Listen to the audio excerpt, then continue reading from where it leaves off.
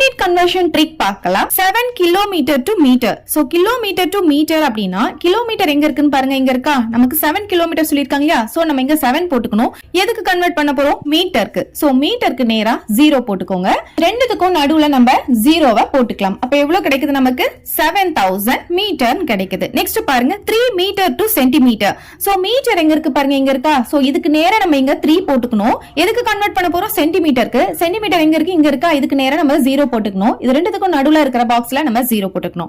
300 centimetre 6 mm to dm. So mm எங்க இருக்கு பாருங்க, இங்க இருக்கா? சோ இதுக்கு நேரா நம்ம இங்க 6 போட்டுக்கணும். எதுக்கு கன்வெர்ட் பண்ண போறோம்? dm. சோ dm பாத்தீங்கன்னா லெஃப்ட் சைடு போறதுனால 0 பாயிண்ட் அப்படின்னு வெச்சுக்கணும். இது ரெண்டுத்துக்கும் நடுவுல நம்ம 0 போட்டுக்கணும். அப்ப ஆன்சர் என்ன? 0.06 மீட்டர். சோ மீட்டர் எங்க இருக்கு பாருங்க, இங்க இருக்கா? இதுக்கு நேரா 2 போட்டுக்கணும். எதுக்கு கன்வெர்ட் பண்ண போறோம்? கிலோமீட்டர். சோ கிலோமீட்டர் பாத்தீங்கன்னா இங்க இருக்கு. லெஃப்ட் சைடு போறதுனால 0 பாயிண்ட் வைக்கணும். உள்ள பாக்ஸ்ல 0 ஆட் பண்ணிக்கலாம். அப்ப ஆன்சர் பாத்தீங்கன்னா 0.002 கிடைக்குது. இதுக்கான ஆன்சரை நீங்களே கமெண்ட் பாக்ஸ்ல சொல்லுங்க. Thank you.